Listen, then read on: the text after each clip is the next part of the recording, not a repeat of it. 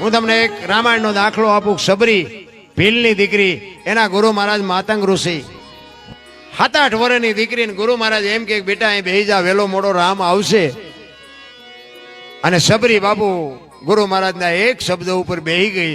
રોજ આંગણું વાળી સાફસૂફ કરી અને રાહ જોવે, હમણાં આવશે હમણાં આવશે. હાંજ પડે કે આજનો આવ્યો તો કઈ નહીં કાલ આવશે. બીજે દી એનો ઈ પ્રોગ્રામ, હાંજ પડે કે આજનો આવ્યો તો કઈ નહીં કાલ આવશે. 70 થી 80 વર્ષ સુધી બાપુ બેઠી, ચાંદીના પતરા જેવા વાળ થઈ ગયા. નેજવા કરી કરીને જોવે છે, દીવડું દેહ થઈ ગયો, કાને સંભળાતું નથી, આંખે પૂરું દેખાતું નથી. અને વિચાર કરે છે કે મારા ગુરુએ કીધું છે રામ કેદી આવશે, હવે તો મારે જવાનો સમય થઈ ગયો. અંદર અંદર વિચાર આવે કે નહીં આવે, અને નહીં આવે એમ કહે તો અંદરથી અવાજ આવે, મારો ગુરુ બોલ્યો એ કોઈ દી ખોટું પડે નહીં રામ. એટલો ગુરુ મહારાજના શબ્દો ઉપર ભરોસો. એક ભીલની દીકરી, કોઈ વેદનું, શાસ્ત્રનું, ભજનનું, માણાનું જ્ઞાન નથી, કોઈ અક્ષર જ્ઞાન નથી, જંગલમાં રહેવા વાળી દીકરી. અને એક ગુરુ મહારાજના શબ્દ પકડી અને બાપુ બેહી જાય. રામ ને લક્ષ્મણ જેથી સીતાજીની શોધ કરવા માટે નીકળ્યા, અને સબરીનો મલક આવ્યો ને ત્યારે પ્રકૃતિ બાપુ ભજન કરતી હતી. રામનું ભજન પ્રકૃતિ કરતી હતી.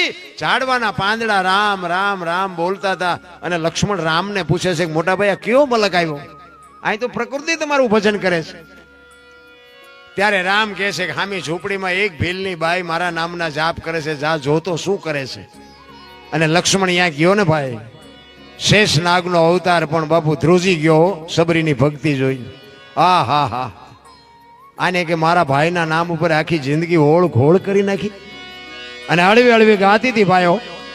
શું ગાતી હતી? ઠાકર મને તું મેલ માઠેલી, અન તું છો એ કાલનો બેલી, અમે તારા અંગ કહેવાઈ,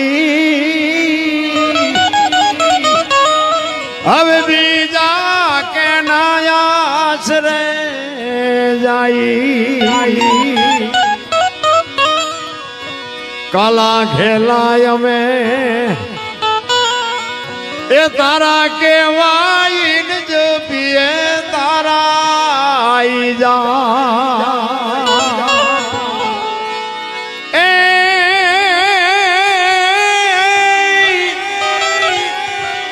તારી હારે મારે જૂનો નાતો,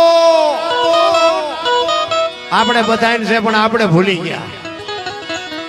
તારી હારે મારે જૂનો નાતો, એ બીજે ક્યાં જાવું બાપ ઠાકર, એ ઠાકર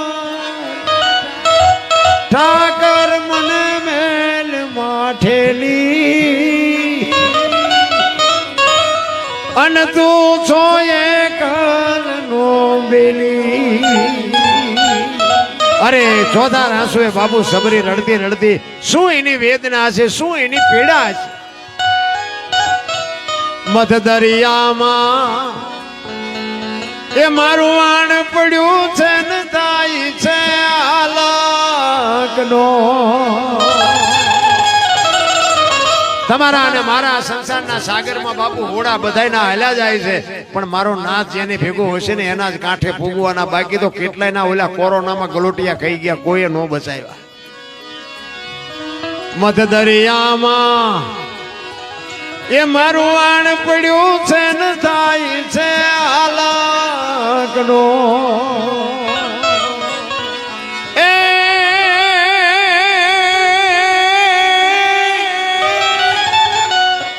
અમારા વાણનો ખારવો બની તું, એ મારા બાપુ ઉતારજે ભાવ પાર ઠાકર. ઠાકર મને મેલ માઠેલી, તું છો એ કાલનો બેલી.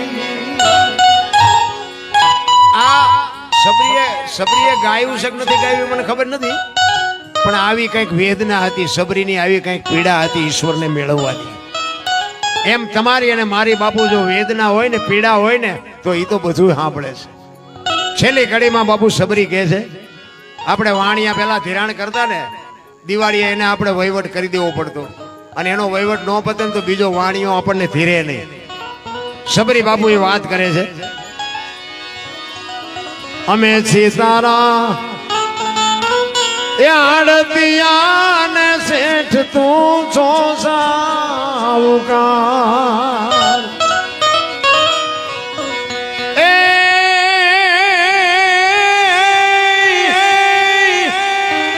તારું લેણું છે ત્યાં લગી એ બીજો ધીર છે નહીં તલવાર ઠાકર મને મેલ માઠેલી તું છો એ કાલ નો વેલી. આટલી વાત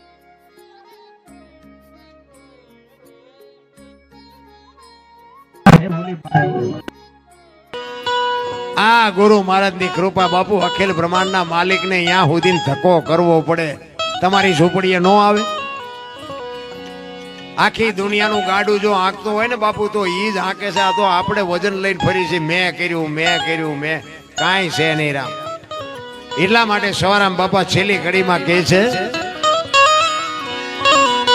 ઉલટા પવનમાં આનંદ વર્ત્યો રમતા દિન રાત દાસ સવો ફૂલ કરદી ચરણે અમે કેને કરીએ સંતોના રુદિયા રોયા છે એ કે અમારે વાત કરવી છે પણ કોને કરવી? ઈશ્વર ક્યાં છે મને ખબર છે પણ કોઈ મને પૂછતું જ નથી. એટલે કે છે દાસ સવો ફૂલ કરદી ચરણે અમે કેને કરીએ એ જીવ કાયલ ગાને વખાણે રે એ ખોજો તો તમને ખબર્યું રહે પડે એ એવો ગુરુ ગમ પ્યાલો પીજો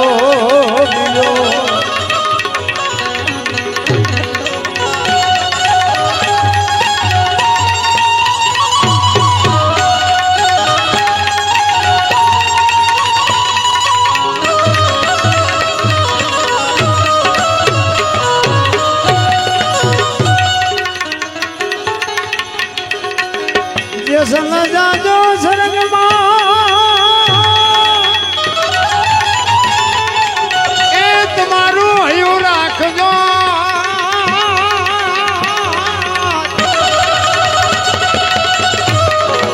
આવી સરગા પૂરની શેરીએ હું તો બની સમાજની ભગવાન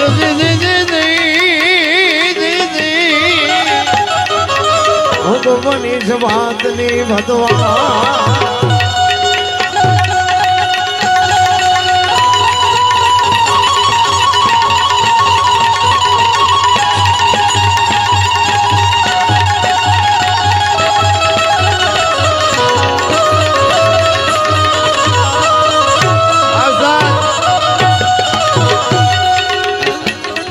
આવવાનો તારે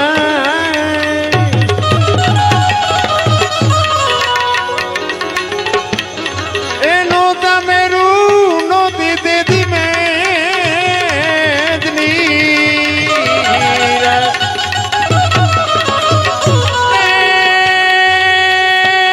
નો દાદી એ ધરણી કે ભાઈ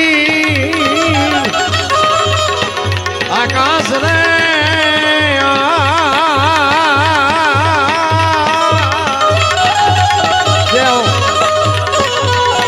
આવા પીર રે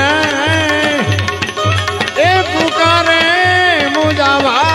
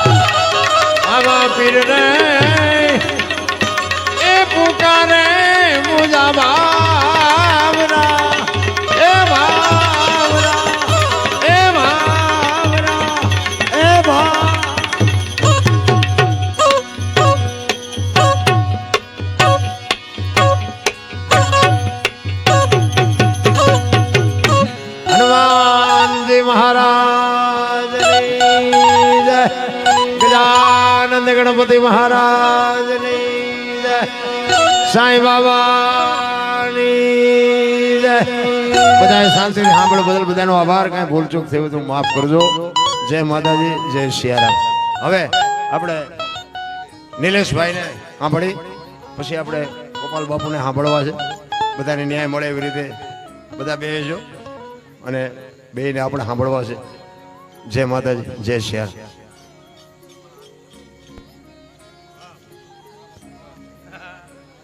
આજે આપણા કાર્યક્રમમાં આપણી વચ્ચે આપણા લખતર પોલીસ સ્ટેશનમાંથી પોલીસ ઇન્સ્પેક્ટર શ્રી